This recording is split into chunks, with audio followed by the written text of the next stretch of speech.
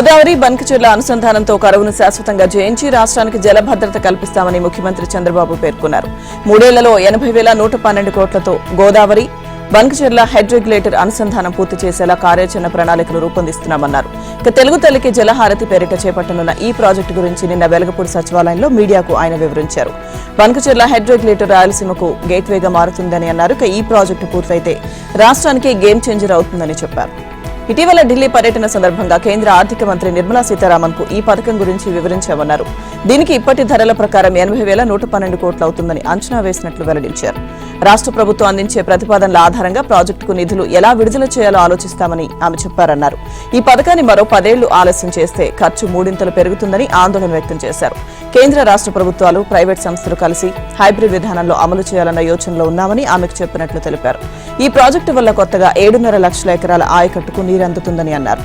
ఇక తెలుగు తల్లికి జలహారతి ప్రాజెక్టును 3 దశల్లో చేపడతామన్నారు. గోదావరి జలాలను తొలి దశలో 13,511 కోట్లతో 187 కిలోమీటర్ల మేర పోలవరం నుంచి ప్రకాశం బ్యారేజ్లోకి ఎత్తిపోస్తామన్నారు. ఇందుకోసం కుడి కాలువను 38,000 క్యూసెక్కుల స్థాయికి విస్తరిస్తాం.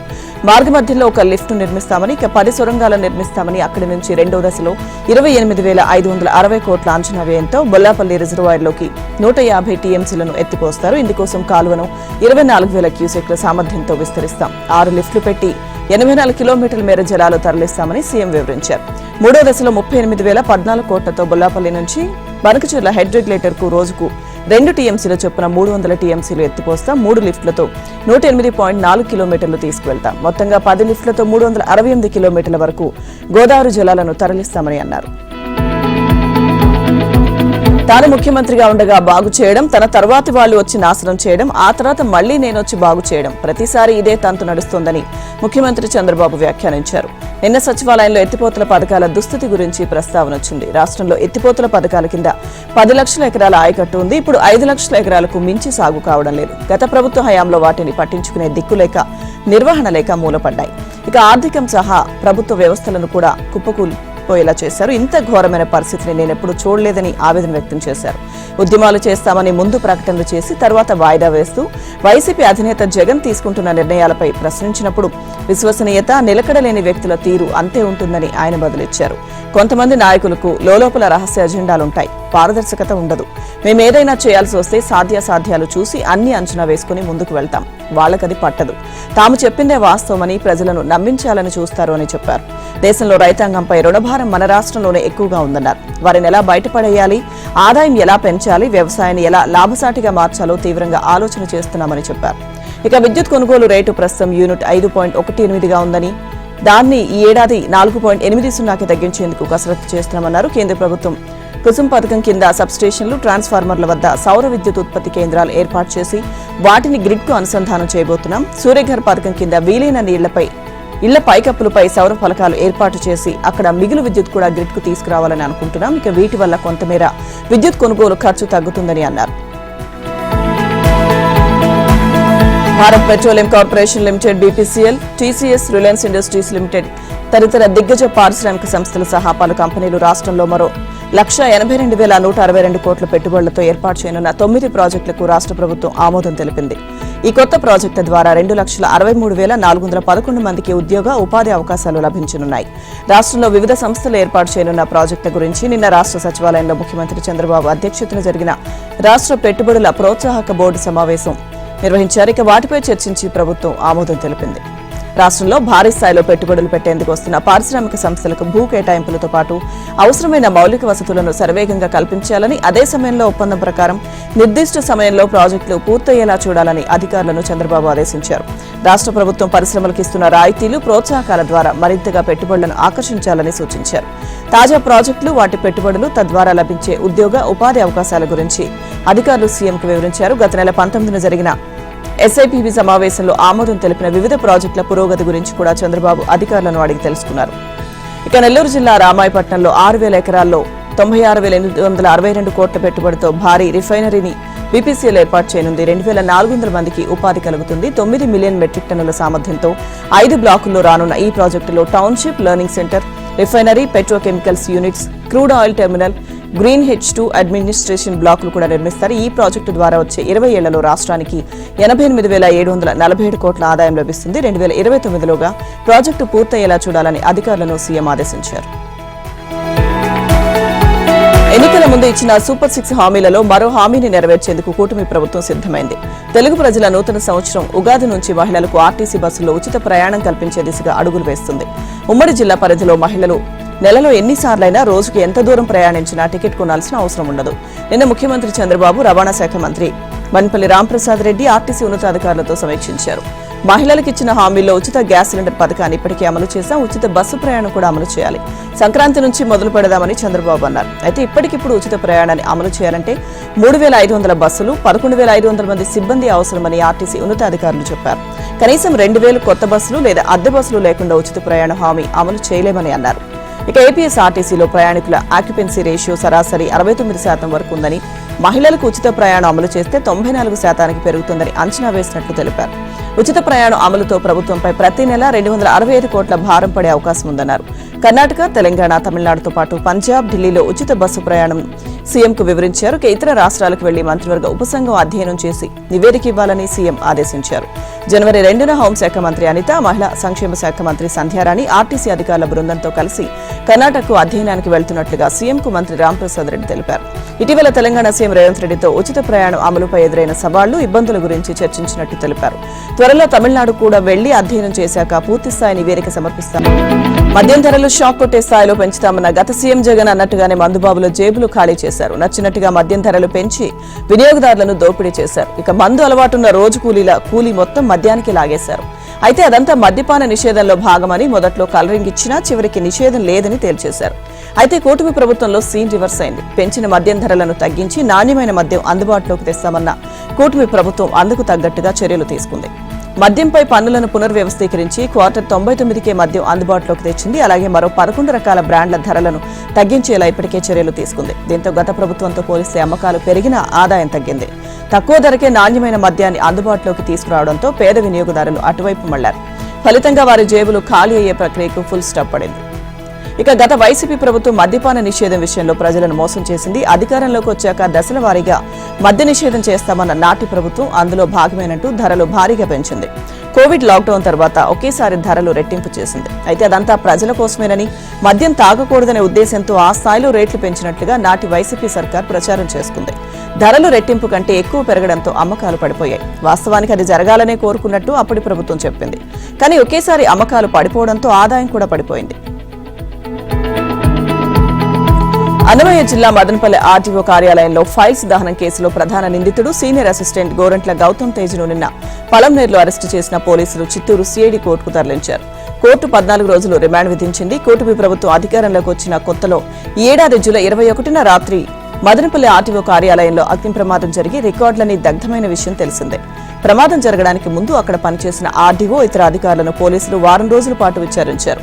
తదుపరి విచారణ కోసం ఈ కేసును సిఐడికి బదిలీ చేశారు. గౌతమ్ తేజ్ను అరెస్ట్ చేసి చిత్తూరు సిఐడి కోర్టులో హాజరుపరిచినట్లు సిఐడి పోలీసులు ఒక ప్రకటన విడుదల చేశారు. అరెస్టు విషయాన్ని గౌతమ్ తేజ్ కుటుంబ సభ్యులకు తెలియజేసినట్లు అందులో పేర్కొన్నారు. తండ్రి మరణించడంతో కారుణ్య నియామకం పొందిన గౌతమ్ తేజ్ చిత్తూరు కలెక్టరేట్లో పనిచేశారు. అప్పట్లో కారుణ్య నియామకం ద్వారా ఉద్యోగాలు పొందే అభ్యర్థుల వద్ద ఇతను డబ్బులు వసూలు చేశారనే ఆరోపణలు ఎదుర్కొన్నారు. ఎస్సీ రిజర్వేషన్ ఫలాలను ఉమ్మడిగా దక్కడం లేదని, ఐక్యత పేరుతో మాదిగల అవకాశాలను మాలలు అందుకుంటున్నారని ఎంఆర్పీఎస్ వ్యవస్థాపక అధ్యక్షుడు మందకృష్ణ మాదిగ ఆరోపించారు. ఐక్యత అనేది ఒక బూటకమన్నారు. సుప్రీంకోర్టు ఆదేశాల మేరకు షెడ్యూల్ కులాల వర్గీకరణపై ప్రభుత్వం నియమించిన ఏకసభ్య కమిషన్ చైర్మన్ రాజీవ్ రంజన్ మిశ్రా నిన్న గుంటూరు జిల్లాకు విచ్చేశారు. గుంటూరు కలెక్టరేట్లో ఉమ్మడి గుంటూరు జిల్లాకు సంబంధించి ప్రజలు, వివిధ కుల సంఘాల నాయకుల నుంచి అభిప్రాయాలు, వినతులు స్వీకరించారు. ఎస్సీ వర్గీకరణతోనే అన్ని వర్గాలకు న్యాయం జరుగుతుందంటూ మందకృష్ణ మాదిగ తన అభిప్రాయాన్ని కమిషన్కు తెలిపారు. ఎస్సీలంటూనే మాదిగలకు సాంఘిక సమానత్వం లేకుండా చేశారు. వారి జనాభా కంటే అధికంగా మాలలు రాజ్యాంగ ఫలాలు అనుభవిస్తున్నారు. ఇతరుల వాటా మాకొద్దు, అదే సమయంలో మా వాటా మాకివ్వాలి. మాల, మాదిగ పల్లెలు పక్కపక్కనే ఉన్నా ఇచ్చిపుచ్చుకోవడం లేదు. సచివాలయాల్లో మాదిగల సంఖ్య తగ్గించే విధంగా కుట్ర జరుగుతోంది. మా బంధువులను కూడా మాలలుగా మారుస్తున్నారు. దీనిపై సమగ్ర విచారణ జరిపించాలని పేర్కొన్నారు. కాగా ఎస్సీ ఉపకులాల సామాజిక, ఆర్థిక, రాజకీయ, విద్యా స్థితిగతులపై శాఖల వారీగా సమగ్ర వివరాలను ఖచ్చితమైన అంకెలతో అందించాలని కమిషన్ చైర్మన్ మిశ్రా అధికారులను ఆదేశించారు. మచిలీపట్నం మండలం పొట్లపాలెంలోని గోడౌన్ నుంచి పీడీఎస్ బియ్యం మాయం కేసులో మాజీ మంత్రి పేర్ని భార్య గోడౌన్ యజమాని జయసుధకు జాయింట్ కలెక్టర్ గీతాంజలి శర్మ ఆదివారం నోటీసులు జారీ చేశారు. పౌర సరఫరాల శాఖకు మరో 1.67 కోట్లు చెల్లించాలని అందులో ఆదేశించారు. ఈ విషయాన్ని అధికారులు గోప్యంగా ఉంచగా నిన్న వెలుగు చూసింది. ఈ మొత్తాన్ని 3 రోజుల్లోపు చెల్లించాలని అందులో పేర్కొన్నారు. పేర్ని జయసుధ పేరుతో ఉన్న గోడౌన్లో 3,78,866 కిలోల పీడీఎస్ బియ్యం మాయమైనట్లుగా అధికారులు 3 విడతలుగా చేసిన పరిశీలన అనంతరం లెక్క చూపారు. కిలోకు 44.58 ఖరీదుగా చూపి మాయమైన బియ్యం మొత్తానికి పౌర సరఫరాల శాఖ ఎండీ సూచనల మేరకు రెట్టింపు మొత్తంలో 3,37,70,693 రూపాయలు చెల్లించాలని నోటీసులో పేర్కొన్నారు. ఇప్పటికే 1,70,56,800 చెల్లించారని, మిగిలిన 1,67,22,893 రూపాయలు చెల్లించాలని తాజాగా ఆదేశాలు జారీ చేశారు. పీడీఎస్ బియ్యం మాయం కేసులో పేర్ని జయసుధకు ముందస్తు బెయిల్ మంజూరైంది. 9వ అదనపు జిల్లా కోర్టు న్యాయాధికారి సుజాత నిన్న ఈ మేరకు ఉత్తర్వులు ఇచ్చారు. జయసుధ తరపున న్యాయవాది వరదరాజులు, ప్రాసిక్యూషన్ తరపున లంకే వెంకటేశ్వర వాదన వినిపించారు. ఈ సందర్భంగా న్యాయమూర్తి పలు ప్రశ్నలు వేశారు. ప్రతి నెల జరగాల్సిన గోడౌన్ల తనిఖీ చేశారా లేదా, అందుకు సంబంధించిన రికార్డులు ఎక్కడున్నాయి, పౌర సరఫరాల శాఖ నుంచి ఎప్పుడెప్పుడు ఎంత మేర బియ్యాన్ని పొట్లపాలెంలోని గోడౌన్కి ఇచ్చారు, ఆ రికార్డులను ఎందుకు సమర్పించలేదని ప్రశ్నించారు. దీంతో పాటు గోడౌన్ యజమాని, మేనేజర్, పౌర సరఫరాల శాఖ అధికారుల సమక్షంలో స్టాక్ వివరాలను తనిఖీ చేయాల్సి ఉందన్నారు. దీనికి సంబంధించిన రికార్డులు ఎందుకు సమర్పించలేదని, గోడౌన్ యజమాని, మేనేజర్ పైన కేసు నమోదు చేశారని, పౌర సరఫరాల శాఖ అధికారులపై ఎందుకు పోలీసులు ఫిర్యాదు చేయలేదని న్యాయమూర్తి ప్రశ్నించారు. తెలంగాణ ఎమ్మెల్యేలు, ఎంపీలు, ఎమ్మెల్సీల సిఫార్సు లేఖలపై తిరుమల శ్రీవారి దర్శనానికి అనుమతించేందుకు సీఎం చంద్రబాబు అంగీకరించారు.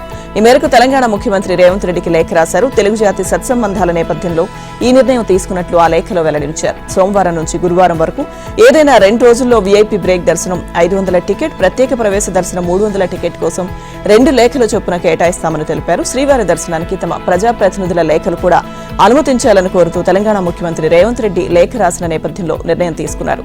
కాగా అమరావతి సచివాలయంలో ముఖ్యమంత్రి చంద్రబాబుతో టీటీడీ చైర్మన్ బీఆర్ నాయుడు సచివాలయంలో నిన్న భేటీ అయ్యారు. తిరుమల దర్శనంపై తెలంగాణ ప్రజాప్రతినిధుల సిఫార్సు లేఖలకు సంబంధించి చర్చించారు.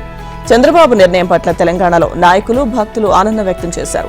ఈ మేరకు చంద్రబాబు, బీఆర్ నాయుడుకు తెలంగాణ స్పీకర్ గడ్డం ప్రసాద్ కుమార్, తెలంగాణ శాసనమండలి చైర్మన్ గుత్తా సుఖేందర్ రెడ్డి ధన్యవాదాలు తెలిపారు. చంద్రబాబుకు తెలంగాణ మంత్రి కొండా సురేఖ కూడా ధన్యవాదాలు తెలియజేశారు. తెలంగాణ భక్తులకు నూతన సంవత్సర కానుకగా అభివర్ణించారు.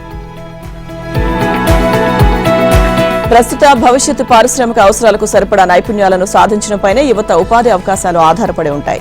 ఆ దిశగా రాష్ట్ర ప్రభుత్వం యంగ్ ఇండియా స్కిల్స్ యూనివర్సిటీని ఏర్పాటు చేయడం చాలా సంతోషంగా ఉంది. నైపుణ్యాలు, మౌలిక సదుపాయాలపైనే ఆర్థిక అభివృద్ధి ఆధారపడి ఉంటుంది. అందుకోసం తెలంగాణ రాష్ట్ర ప్రభుత్వం తీసుకుంటున్న నిర్ణయాలు ఆకట్టుకున్నాయని మైక్రోసాఫ్ట్ చైర్మన్, సీఈఓ సత్యనాదెళ్ల అన్నారు. హైదరాబాద్ వచ్చిన సత్యనాదెళ్లను సీఎం రేవంత్ రెడ్డి, మంత్రులు దుద్దిళ్ల శ్రీధర్బాబు, ఉత్తమ్ కుమార్ రెడ్డి, రాష్ట్ర ప్రభుత్వ ప్రధాన కార్యదర్శి శాంతికుమారి, ఐటీ పరిశ్రమల శాఖ ప్రత్యేక ప్రధాన కార్యదర్శి జయేష్ రంజన్లు ఆయన నివాసంలో మర్యాదపూర్వకంగా కలిశారు. సత్యనాదెళ్లతో గంటకు పైగా సమావేశమయ్యారు. ఈ సందర్భంగా యంగ్ ఇండియా స్కిల్స్ వర్సిటీతో పాటు నగరంలో 200 ఎకరాల్లో నిర్మించబోయే ఏఐ సిటీ, ప్రభుత్వ శాఖల్లో ఏఐ సాంకేతికత, ఈ రంగంలో ఉపాధి అవకాశాలపై ఐటీ పరిశ్రమల శాఖ మంత్రి శ్రీధర్ బాబు ప్రజెంటేషన్ ఇచ్చారు. అధికారంలోకి వచ్చినప్పటి నుంచి రాష్ట్ర ప్రభుత్వం ఐటీ రంగానికి ఇస్తున్న ప్రాధాన్యం, నగరంలో ఏర్పాటవుతున్న అంతర్జాతీయ ఐటీ కంపెనీల వివరాలను తెలియజేశారు. రాష్ట్ర ప్రభుత్వ ప్రణాళికలను సత్యనాదెళ్ల ప్రశంసించారు. ఉపాధి అవకాశాలు పెంచడంలో స్కిల్స్ వర్సిటీ తెలంగాణను మరో స్థాయికి తీసుకువెళ్తుందన్నారు. పరిశ్రమల భాగస్వామ్యంతో దీన్ని ఏర్పాటు చేయడం అద్భుతమైన ఆలోచన అని కొనియాడారు. స్కిల్స్ వర్సిటీతో యువత నైపుణ్య అభివృద్ధికి రాష్ట్ర ప్రభుత్వం అమలు చేస్తున్న ప్రతి కార్యక్రమంలో మైక్రోసాఫ్ట్ సహకారం ఉంటుందని సత్యనాదెళ్ల సీఎం రేవంత్ రెడ్డికి హామీ ఇచ్చారు. ఇక నైపుణ్య అభివృద్ధి, మెరుగైన మౌలిక వస్తువులే హైదరాబాద్ ను ప్రపంచంలోని టాప్ 50 నగరాల్లో ఒకటిగా నిలుపుతాయని అభిప్రాయపడ్డారు.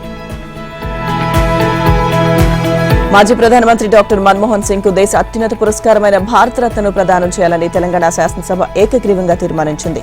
ఆయన మృతిపై తీవ్ర సంతాపం వ్యక్తం చేసింది. ఆయన కుటుంబ సభ్యులకు సానుభూతిని తెలియజేసింది. ఈ మేరకు ముఖ్యమంత్రి రేవంత్ రెడ్డి ప్రవేశపెట్టిన తీర్మానానికి శాసనసభ ఏకగ్రీవంగా ఆమోదం తెలిపింది. ఇటీవల మరణించిన మాజీ ప్రధాని మన్మోహన్ సింగ్ కు నివాళులర్పించడానికి నిన్న శాసనసభ ప్రత్యేకంగా సమావేశమైంది. ఇందులో మన్మోహన్ కు భారతరత్న పురస్కారం ప్రదానం చేయాలనే తీర్మానాన్ని ప్రవేశపెట్టి సీఎం రేవంత్ ప్రసంగించారు. మాజీ ప్రధాని డాక్టర్ మన్మోహన్ సింగ్ తెలంగాణకు ఆత్మబంధువు. 60 ఏళ్ల ప్రత్యేక రాష్ట్ర కలను సాకారం చేసిన నాయకుడు. ప్రధాని హోదాలో తెలంగాణకు రాష్ట్ర హోదా కల్పించారు. తెలంగాణతో ఆయన అనుబంధం విడదీయలేనిది. పార్లమెంటు ఉభయ సభల్లో తెలంగాణ బిల్లు ఆమోదం పొందేలా చేసిన, రాష్ట్రానికి పురుడు పోసిన డాక్టర్గా మన్మోహన్ సింగ్ ను తెలంగాణ సమాజం ఎప్పటికీ గుండెల్లో పెట్టుకుంటుంది అని అన్నారు. ఇక ఆయనకు భారతరత్న ఇవ్వాలని కోరారు. తెలంగాణ ప్రజలకు సోనియా గాంధీ ఇచ్చిన మాటను పార్లమెంట్ ప్రక్రియ ద్వారా నెరవేర్చే బాధ్యత తీసుకున్న గొప్ప నాయకుడని కొనియాడారు. ఇక ఉద్యమాలను, ప్రజల మనోభావాలను అర్థం చేసుకుని తెలంగాణ ఏర్పాటుకు సంపూర్ణ మద్దతు ప్రకటించారని, అటువంటి మహనీయుడికి 4 కోట్ల మంది తెలంగాణ ప్రజల తరపున కృతజ్ఞతలు తెలపడమే కాకుండా ఘనంగా నివాళులు అర్పించాల్సిన అవసరం ఉందని చెప్పారు. తెలంగాణ ప్రజలు సోనియా గాంధీకి ఎంత రుణపడి ఉంటారు, మన్మోహన్ సింగ్ కూడా అంతే రుణపడి ఉంటారని అన్నారు. ప్రపంచీకరణ, సరళీకరణ, ప్రైవేటీకరణ విధానాలను తీసుకొచ్చి ప్రపంచ దేశాలతో మన దేశం పోటీ పడేలా తీర్చిదిద్దడంలో తెలంగాణ బిడ్డ పివి ప్రధానిగా ఉన్న సమయంలో ఆర్థిక మంత్రిగా మన్మోహన్ చేసిన పునాదులే కారణమని అన్నారు. ప్రధానిగా మన్మోహన్ సింగ్ 10 ఏళ్ల పాటు సోనియా గాంధీ కుటుంబం నుంచి అనేక అవమానాలు ఎదుర్కొని దేశానికి సేవలందించారని కేంద్ర మంత్రి జి కిషన్ రెడ్డి అన్నారు. మన్మోహన్ మరణంపై సోనియా కుటుంబం, కాంగ్రెస్ పార్టీ రాజకీయాలు చేయడం సిగ్గుచేటని, ఇది వారి సంస్కార రాహిత్యానికి అద్దం పడుతుందని విమర్శించారు. దేశవ్యాప్తంగా 7 రోజులు సంతాప దినాలు ప్రకటిస్తే కాంగ్రెస్ నేత రాహుల్ గాంధీ మాత్రం నూతన సంవత్సర వేడుకల కోసం వియత్నాం వెళ్లారని, ఇదేనా కాంగ్రెస్ పార్టీ చిత్తశుద్ధి అని ప్రశ్నించారు. మన్మోహన్ మరణ వార్త తెలియగానే ప్రధాని మోదీ వెంటనే నిర్ణయం తీసుకుని మాజీ ప్రధాని వాజ్పేయికి ఎలా అంత్యక్రియలు జరిగాయో అదే రీతిలో నిర్వహించాలని కేంద్ర హోంమంత్రిని ఆదేశించారని పేర్కొన్నారు. మన్మోహన్ స్మారక కేంద్రం నిర్మించాలని కూడా నిర్ణయించారని, దీనికోసం ట్రస్ట్ ఏర్పాటుకు మన్మోహన్ సతీమణితో మోదీ మాట్లాడారని తెలిపారు. బీజేపీని విమర్శించే నైతిక హక్కు కాంగ్రెస్ కు లేదన్నారు. మన్మోహన్ ప్రధానిగా ఉన్నప్పుడు సోనియా కుటుంబం ఆయన ఎలా అవహేళన చేసి అవమానించిందో దేశ ప్రజలకు తెలుసని కిషన్ రెడ్డి వ్యాఖ్యానించారు. సోనియా, రాహుల్ షాడో ప్రధానులుగా వ్యవహరించారని విమర్శించారు. నాడు మన్మోహన్ అధ్యక్షతన కేబినెట్ ఆమోదించిన ఆర్డినెన్స్ ను మీడియా సమక్షంలో రాహుల్ చించివేశారన్నారు. 2007లో మన్మోహన్ ప్రధాని హోదాలో 2G స్పెక్ట్రమ్ వేలం వేయాలని టెలికాం మంత్రి ఏ రాజాకు లేఖ రాస్తే దానికి విరుద్ధంగా సోనియా ఆదేశాలతో కుంభకోణానికి తెరలేపారని, ఈ కేసులో రాజా జైలుకు వెళ్లారని అన్నారు. 2008 బీజింగ్ ఒలింపిక్స్ కు ప్రపంచ దేశాల అధినేతలను ఆహ్వానిస్తే భారత్ నుంచి ప్రధానికి కాకుండా సోనియా, రాహుల్ కు ఆహ్వానాలు ఎలా అందాయని, వారు ప్రభుత్వ ప్రతినిధులుగా ఎలా హాజరయ్యారని ప్రశ్నించారు. ప్రధానిగా మన్మోహన్ 10 ఏళ్లు పూర్తి చేసుకున్న సందర్భంగా కాంగ్రెస్ పార్టీ ఏర్పాటు చేసిన విందుకు రాహుల్ ఎందుకు హాజరు కాలేదని ప్రశ్నించారు. ప్రభుత్వ వైఫల్యాలు బయటపడకుండా తెలంగాణ ప్రజలను ఎప్పటికప్పుడు మభ్యపెట్టేలా రేవంత్ రెడ్డి సర్కార్ 3D వ్యూహంతో ముందుకు వెళ్తోంది. రిస్ట్రిక్షన్, డైవర్షన్, డిస్ట్రాక్షన్ తప్ప పాలన చేత కాదు. ఇలాంటి కేడీ రేవంత్ రెడ్డికి మోదీ మద్దతుగా నిలుస్తున్నారు. అమృత్ టెండర్ల గోల్మాల్, పౌర సరఫరాల శాఖలో కుంభకోణం, మూసీ సుందరీకరణ, హైడ్రా పేరిట అక్రమాలు వంటి అంశాలపై తాము ఫిర్యాదు చేసినా కేంద్రంలోని బీజేపీ ప్రభుత్వం స్పందించకపోవడం వెనుక ఉద్దేశమేంటి? తప్పులను ప్రశ్నించకపోగా కేంద్ర మంత్రులు, ఇక్కడి బీజేపీ ఎంపీలు రేవంత్ రెడ్డి ప్రభుత్వానికి రక్షణ కవచంగా నిలుస్తున్నారు అని బీఆర్ఎస్ వర్కింగ్ ప్రెసిడెంట్ కేటీఆర్ దుయ్యబట్టారు. 2 జాతీయ పార్టీలు కుమ్మక్కై తనను కేసుల్లో ఇరికించాలని చూస్తున్నాయని, ఇలాంటి తాటాకు చప్పుళ్లకు తాను భయపడేది లేదన్నారు. ఫార్ములా ఈ రేసింగ్ కు హెచ్ఎండీఏ ద్వారా డబ్బులు చెల్లించామని, ఇందులో ఎక్కడా అవినీతి జరగలేదని స్పష్టం చేశారు. ఏసీబీ ఎఫ్ఐఆర్ ఆధారంగానే అత్యుత్సాహంతో ఈడీ నోటీసులు ఇచ్చిందని ధ్వజమెత్తారు. ఏది ఏమైనా ఈ అక్రమ కేసులను న్యాయపరంగా ఎదుర్కొంటామని వెల్లడించారు. హామీల అమలుపై ప్రజల దృష్టి మళ్లించేందుకే హీరో అల్లు అర్జున్ ప్రభుత్వం టార్గెట్ చేసిందని ధ్వజమెత్తారు.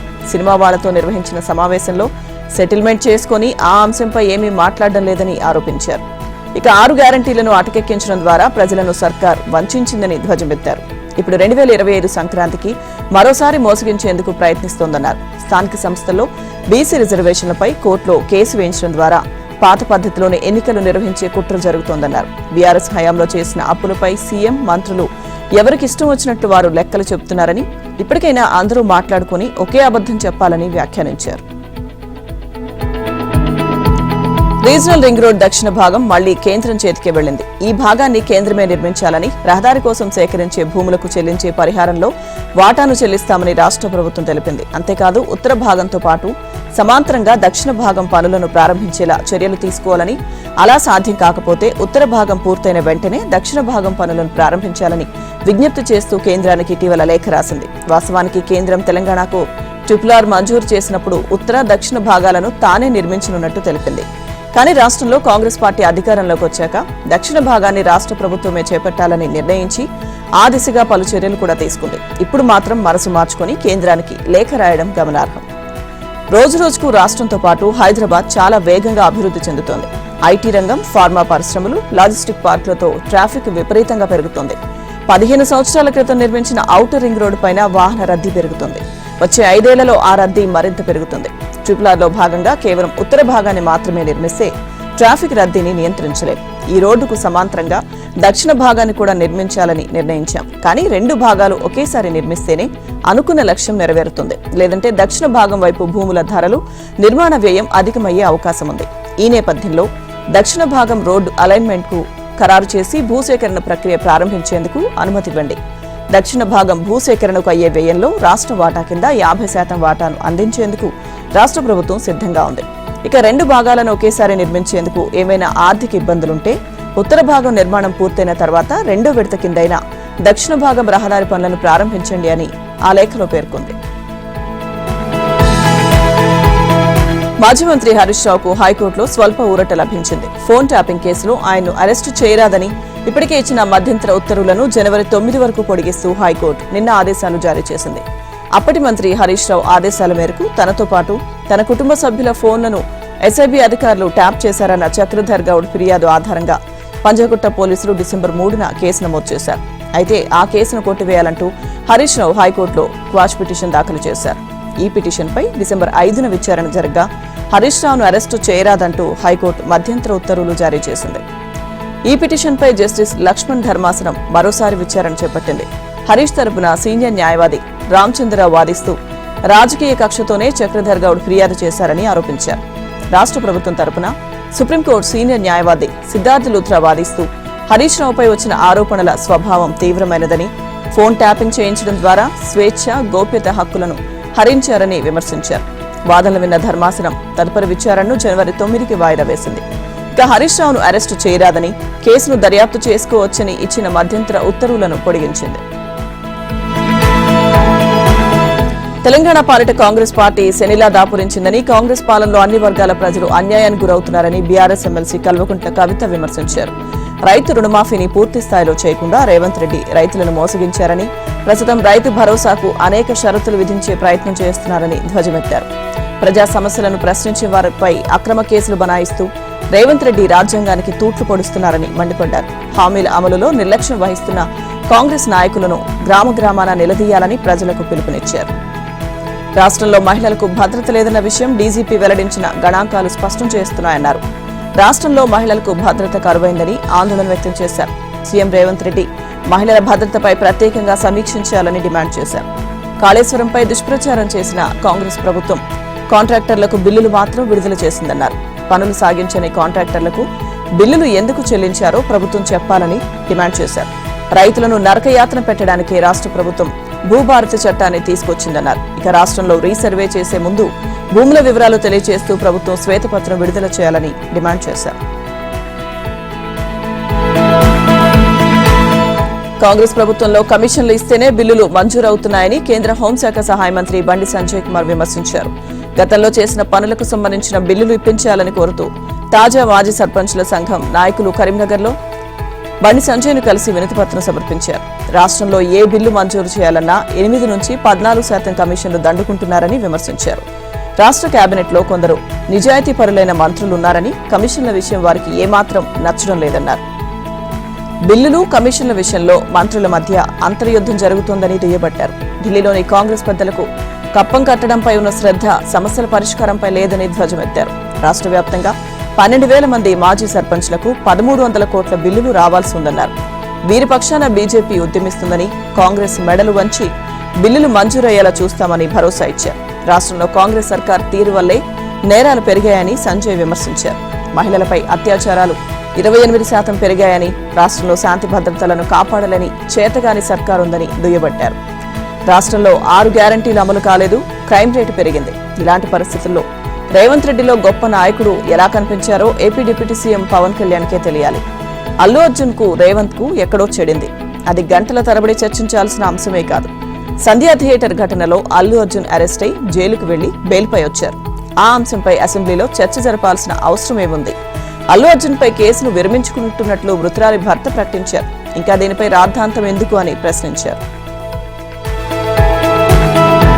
నూతన సంవత్సర వేడుకల్లో డ్రగ్స్ వినియోగించకుండా కఠిన చర్యలు తీసుకుంటున్న ప్రభుత్వం ఆ దిశగా ప్రత్యేక దాడులు నిర్వహిస్తోంది. Telangana anti narcotics bureau, Cyberabad పోలీసులు నగరంలోని పలు పబ్లు, బార్లతో పాటు వివిధ ప్రాంతాల్లో మెరుపు దాడులు చేశారు. డ్రగ్స్ వినియోగదారులు, సరఫరాదారులు మాదాపూర్లో సమావేశం కానున్న విషయాన్ని తెలుసుకున్న పోలీసులు దాడులు నిర్వహించారు.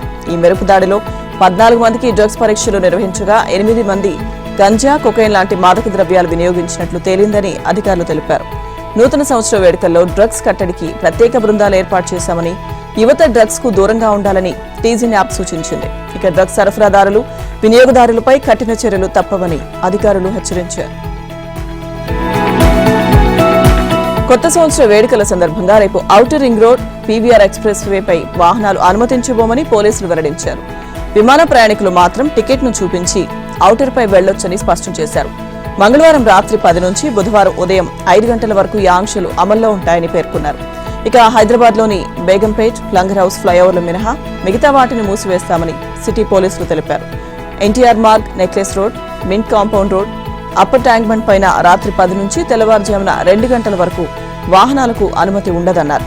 ట్రాఫిక్ రద్దీని బట్టి ఎల్బీ నగర్, మందమల్లమ్మ ఫ్లైఓవర్ను తెరుస్తామని రాచకొండ పోలీసులు వివరించారు. ఆటో, క్యాబ్ డ్రైవర్లు ఖచ్చితంగా యూనిఫామ్లు ధరించాలని, లేని పక్షంలో 500 రూపాయల జరిమానా విధిస్తామని పోలీసులు తెలిపారు. ఇక 3 కమిషనరేట్ల పరిధుల్లో ఎక్కడికక్కడ డ్రంక్ అండ్ డ్రైవ్లు ఉంటాయని, మద్యం సేవించి పట్టుబడేవారు మొదటిసారి నేరం చేసినట్లయితే 10,000 జరిమానా, జైలు శిక్ష ఉంటుందని, రెండోసారి పట్టుబడితే 15,000 రూపాయల జరిమానా, 6 నెలల నుంచి 7 ఏళ్ల వరకు జైలు శిక్ష తప్పదని హెచ్చరించారు.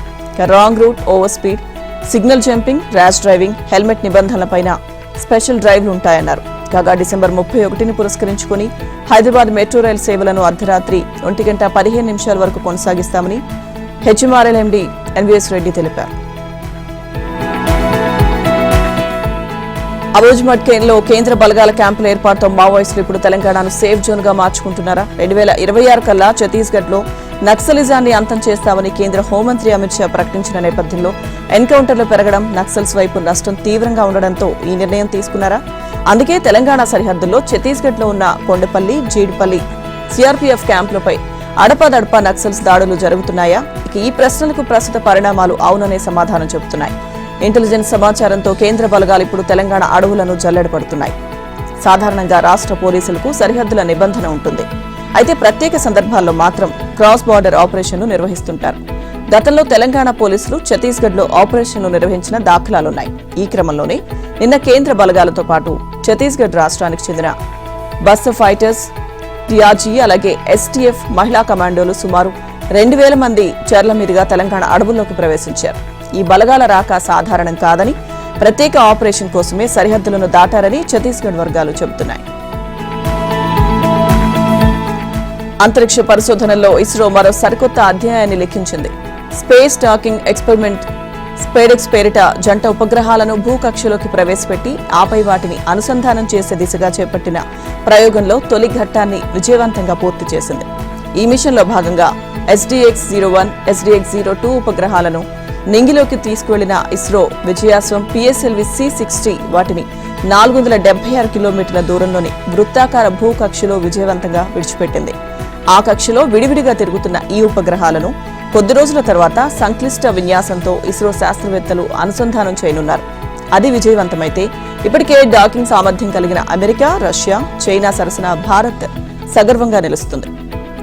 భవిష్యత్ అంతరిక్ష ప్రయోగాలకు ఎంతో కీలకమైన స్పేస్ డాకింగ్ ప్రక్రియలో కీలక ఘట్టం పూర్తయింది. స్పేస్ డాకింగ్ కోసం భారత అంతరిక్ష పరిశోధనల కేంద్రం ఇస్రో చేపట్టిన జంట ఉపగ్రహాల ప్రయోగం స్పెడెక్స్ లో తొలి అడుగు ఘనంగా పడింది.